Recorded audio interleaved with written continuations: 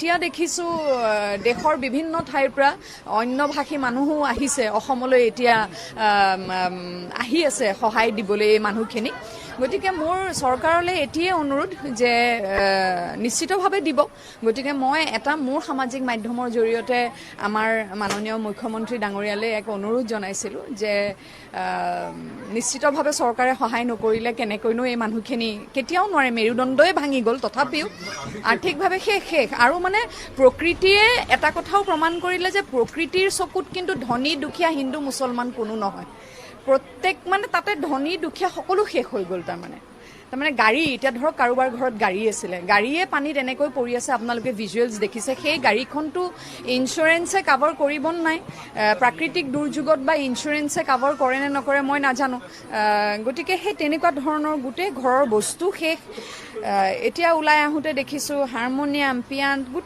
গোটেই সমস্ত শেষ পঢ়া শুনাৰ কিতাপ চিতাপ শেষ সকলোখিনি কৰিব লাগিব তাকেতো প্ৰচাৰৰ সময়ত আমি এমাহত 2-3বাৰকৈ অহা দেখিছিলোঁ এতিয়া আচলতে সকলোৱে আৱেগিকভাৱে বিচাৰে মানুহখিনিয়ে এই যে আমাৰ যিসমূহ আমাৰ লিডাৰসমূহকো এনেকুৱা দুৰ্যোগৰ সময়ত এখন্তেক কাষত দেখিলে আচলতে সাহস পায় মানুহখিনিয়ে মই মুখ্যমন্ত্ৰী ডাঙৰীয়ালৈ এটাই অনুৰোধ জনাইছোঁ যাতে আপুনি নিজেই এইবাৰ তদাৰক কৰি এই যে বান সাহায্যৰ শেষৰ টকাটোলৈকে যেন এই বানপীড়িত লোকসকলে পায় কিয়নো এইখিনি মানুহ শেষ হৈ গ'ল একেবাৰে শেষ আৰু মানসিকভাৱে শেষ আৰ্থিকভাৱে শেষ নিশ্চয় মইতো সেই অখিল গগৈ ডাঙৰীয়াই কৈয়ে আছে যে আমি সকলোৱে কৈ আছোঁ সামাজিক মাধ্যমত দেখি আছোঁ যে নেশ্যনেল কেলামিটি হিচাপে এইটো যদি ঘোষণা কৰে তেতিয়াহ'লে আমি অত্যন্ত সুখী হ'ম সেইটোৱে আমাৰ ফালৰ পৰা এক অনুৰোধ অসমবাসীৰ ফালৰ পৰা আহিব লাগে নিশ্চিতভাৱে দেশৰ যিহেতু মুখ্য তেখেত প্ৰধান গতিকে প্ৰধান হিচাপে তেখেতে যেন এবাৰ আহে এই মানুহখিনিৰ কাষত এবাৰ থিয় দিয়ে সেইখিনিকে আমি আহ্বানহে জনাব পাৰোঁ দাবী কৰা নাই আমি আহ্বান জনাইছোঁ আপোনাক অনুৰোধ জনাইছোঁ আহক এই মানুহখিনিনো কেনেকৈ আছে এবাৰ তাৰপিছত মা আছিলে ককা আছিলে ভাই আছিলে চব সেই মুদৰটো ওপৰত উঠি আছিলে সেই ঘৰটো তাৰপিছত বাইকে তাত সোমাই আছে তাৰপিছত আৰু একো উপায় নাপালোঁ ৰাতিপুৱা গৈছোঁ নাৱত আৰু লগন গোটেই ৰাতি তাৰপৰা আৰু ল'ৰা ছোৱালী এটা আছিলে আমাৰ তিনিটা ল'ৰা ছোৱালী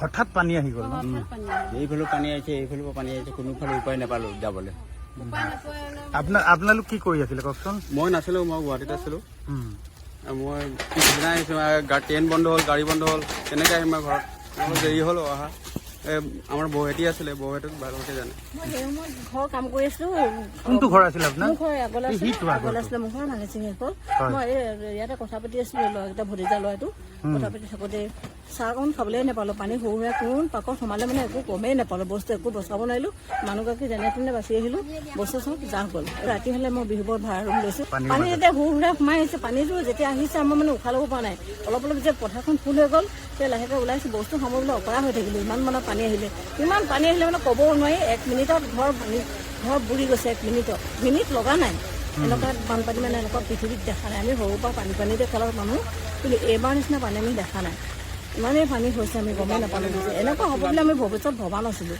আমাৰ যে এনেকুৱা ভাবিছিলোঁ অলপ পানী হ'ব চাগে খন্তেকতে গোটেই ঘৰ মানে বুৰি শেষ হৈ গ'ল খন্তেকতে শেষ হৈ গ'ল বস্তু একো বচাব নোৱাৰিলোঁ মোৰ কিন্তু গৰু আছিলে 2জনী গ'ল চব মানুহৰ ঘৰে এইবিলাক চবৰে শেষ হৈ গৈছে বহুত মানুহৰ উপঙি গৈছে মৃতদেহ পোৱা নাই গৰু গোহালিতে মৰিছে কিছুমানে কাটি দিছে ৰচি ওলাই গৈছে না এতিয়া থাকিবলৈ জেগা নাই খাবলৈ চৰকাৰে দিছে ৰেচন পাতিবিলাক দিছে এইবিলাক আমি কি কৰিম থ'বলৈ নেকি জেগা এডোখৰ নাই বা ভাতকেইটা বনাই খাবলৈ যদি একো এটা বস্তু নাথাকিলে আমি খাম কেনেকৈ আমাৰতো জীয়াই থকাটো সঁচাকৈয়ে নাই আমাৰ মানে বহুত অসুবিধা হৈছে আমাৰ কাৰণে কি ক'ম আৰু ধন্যবাদ জনাইছোঁ বহুত কষ্ট মানে ক'ব নোৱাৰো জীৱনত এনেকুৱা কষ্ট মানে এনেকুৱা লাগিছে ভগৱানে মাইনে হ'লে ভাল আছিলে নেকি লগে লগে এনেকুৱা লাগিছে আৰু কি ক'ম এইবিলাক মোৰ নিজৰ গাঁৱৰে মানুহ ক'লো মোৰ ভতিজা বোৱাৰী আছে সেইটো ভতিজা আছে এইটো ভতিজা ল'ৰাই হয় আছে লগতে সেইবোৰ লগতে থাকিছোঁ খাইছোঁ তাহাঁতৰ একেই গতি মোৰ নিচিনাই আমাৰ গাঁওখনে শেষ হৈ গ'ল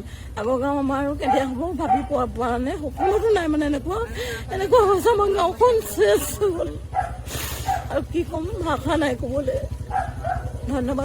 কেতিয়াও কল্পনা কৰা তেতিয়া আমি কল্পনা কৰা নাছিলো, মানে ভবাই নাছিলো যে এনেকুৱা এটা হ'ব বুলি। পানী নেকি এইটো যিটো পানী হৈছে নহয়, বিহুপুৰ তেল ডিপু পাৰ হৈ গৈছে, যিবোৰ জেগাত পানী নহয় সেইবিলাক জেগাত পানী হৈছে। আমি ভবা নাছিলো যে এনেকুৱা হ'ব বুলি, কিন্তু যদি ৰাতি হ'লহেঁতেন গোটেই মানুহখিনি শেষ হৈ গ'লহেঁতেন, খন্তেকতে খতম হ'লহেঁতেন। দিনত বুলি বহুত মানুহ চকুৰ আগত বহুত মানুহ উটি গৈছে, গৰু ছাগলী উটি গৈছে, বহুত বস্তু উটি গৈছে, ঘৰ দুৱাৰ ভাঙি চিঙি খন্তেকতে একদম ধুমুহা নিচিনা কৰি লৈ গৈছে। 4-5 দিনলৈকে ঘৰ দুৱাৰ ওলোৱা নাই মানুহৰ, এতিয়াও বহুত মানুহ ঘৰ ওলোৱা নাই, বহুত মানুহ গাঁৱত মানুহ নাই, বহুত ৰাস্তা ঘাটে য'তে ত'তে পৰি আছে।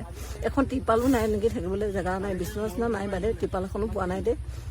খোৱা বস্তু ৰেচন পাতি কেইটা পাইছে, বাকী বস্তু একো পইচা পাতি নাই পোৱা, কোনেও পোৱা নাই। পইচা পাতি সুবিধাটো আমাক কোনেও দিয়া নাই। নতুনকে ঘৰ এটা বনাবলৈ কিমান কষ্ট। এতিয়া ভাড়া ঘৰ লৈ আছো আমি বৰ্তমান। এতিয়া আগত ভাড়া ঘৰ লৈছো, মাহে 1500কে লাগে ভাড়া ঘৰ ল'বলগীয়া হৈছে। ভাড়া ঘৰটোহে লৈছো, বস্তুটো একোৱেই নাই, বিচনা নাই, বনাই খাবলৈ ডেক্সি কেৰাহী নাই, পইচা পাতি নাই। ৰেচনখিনি দিলে ৰেচনখিনি থবলৈও জেগা নাই। বহুত পাইছো, নোপোৱা নহয়, সহায় কিন্তু পাইছো, বহুতৰে পাইছো, বহুত জেগাৰ পৰা মানুহে দিছে, আমাক ৰেচন পাতি দিছে, লঘোণত থকা নাই। কিন্তু আমাক এখন ঘৰ লাগে, এখন আমাক ভাল ঘৰ, ভাল বা জীয়াই থাকিবৰ কাৰণে এখন ঘৰ লাগে, যাতে খাই বৈ কিবা ক'ৰবাত হাজিৰা কৰি জীয়াই থাকিবৰ কাৰণে আমাৰ এখন। তাৰ ওচৰৰ পৰা আমি 2-3বাৰ মান পাৰ হ'লো, কিন্তু আমি দেখা নাই মানে। তাৰপিছত আকৌ কালি এনেকুৱা বেলেগে মানে খবৰ পালে, আৰু 2 দিন হৈ গ'ল। আমিও অকণমান ইফালে বেংক একাউণ্ট এইকেইটাৰ কাৰণে কাগজ চাগজখিনি অকণমান যদি কৰি দিব পাৰোঁ, তাতে সেইখিনি কামতো আছিলোঁ। আৰু আমাৰ ছোৱালীজনীও গা ভাল নাছিলে, সেইফালেও আপুনি ঘৰলৈ আহি দেখে আপোনাৰ মানুহজনীও নাই, আপোনাৰ ছোৱালীও নাই। হয়, কিন্তু বহুত কষ্টত আছে আপুনি। কষ্টটো পাইছোঁ, কিন্তু কৰিম কি নোৱাৰি। মানে না ওচৰত থাকিলে কিবা এটা হ'লে মানে কি ক'ম আৰু, ক'বৰ কাৰণে একো নাই আৰু। ভগৱানে চব লৈ গ'লগৈ। ভগৱানে চব লৈ গ'ল, কিন্তু এইটো মানে এনেকুৱা পানী আমি লাইফতো দেখাও নাই। মইতো এনেকুৱা কৰি নাই, সিহঁতকো আগতো মোৰ ফোনত যদি হেৰি কৰি মেলি হ'লেও ছাইড কৰি দিব পাৰিলোঁ, কিন্তু এনেকুৱা ভৱিষ্যত কেতিয়াও চোৱাই নাই। আজি সৰুৰ পৰা ডাঙৰ এইটো আমাৰ ডাঙৰ ঘৰ আছিলে, সৰু ঘৰ মই বনাইছিলোঁ, এইটো চাই মেলি ঘৰটো যে কেনেকৈ বনিলে সেইটোও চাব নাপালোঁ। আৰু তাততো এনেকুৱা লাগিছে কি বনাইছিলে নে নাই। আপোনালোকে যদি এতিয়া এই জেগাটো এনেকৈ চাব, আপোনালোকে নিজে ক'ব যে ইয়াত ক'ত ঘৰ আছিলে বুলি, এনেকৈ ধুই মেলি গুচি গ'ল। এইপিনে গোটেই মানুহৰ ঘৰে আছিলে, এইখিনি গোটেই মানুহৰ ঘৰ চৰ, এইখিনি যিমানখিনি দেখা এইটো মানুহৰ ঘৰ ভেটি হয়, এই চব গাঁত হৈ আছে, এইবিলাক চব মানুহৰ ঘৰ। এইটো আমাৰ চবতকৈ ওখ ঘৰ যেতিয়া আছিলে, এইটোও পুৰা গাঁত হৈ আছে। এইটো ঘৰ আছিলে ন? কি হৈছিলে কোৱাচোন? বানপানী মানে আপোনাৰ পানীটো এনেকুৱা মৌচমত বাঢ়িছে, 10 মিনিটত পুৰা ফুল হৈছে। এই জেগাডোখৰ ওখ আছে, মানে ইয়াত পানী হৈ যোৱাৰ লগে লগে এইপিনে পানী পুৰা ভৰ্তি হৈ যায়। এনেকুৱাতে মানে ওলাব চান্স নাপালে কোনো।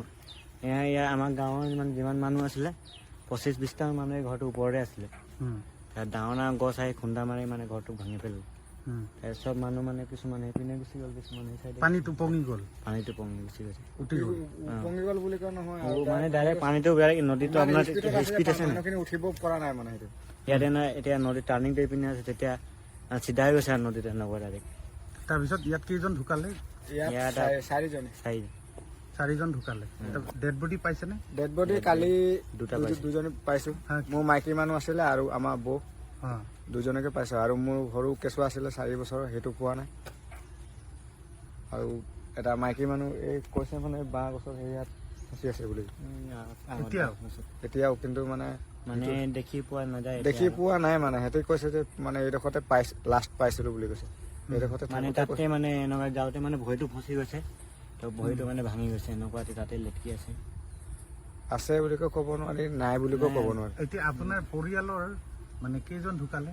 আমাৰ পৰিয়ালৰ বুলি ক'লে আমাৰ বৌ, ছোৱালী আৰু আমাৰ বোৱাৰী, মানে 3জন। আপোনাৰ মিছেছ ৱাইফ? ৱাইফ আৰু বৌ, তাৰপিছতে মোৰ ছোৱালীজনী। আপোনাৰ ছোৱালীজনী? হয়। এতিয়া আপোনাৰ আৰু পৰিয়ালত ল'ৰা ছোৱালী আছে? আৰু ছোৱালী এজনী আছে আগতে। এতিয়া অকল ছোৱালী এজনী আছে আপোনাৰ? হয়, ছোৱালী এজনী আছে, আৰু বেলেগ তেনেকুৱা গনা ঘৰ বাছিলে না কিবা বাছিলে। আপুনি আছিলে ক'ত? মই আছিলোঁ গুৱাহাটীত, মই কামৰ জেগাত বাহিৰত আছিলোঁ। আহোঁতে একোৱে নাপালোঁ।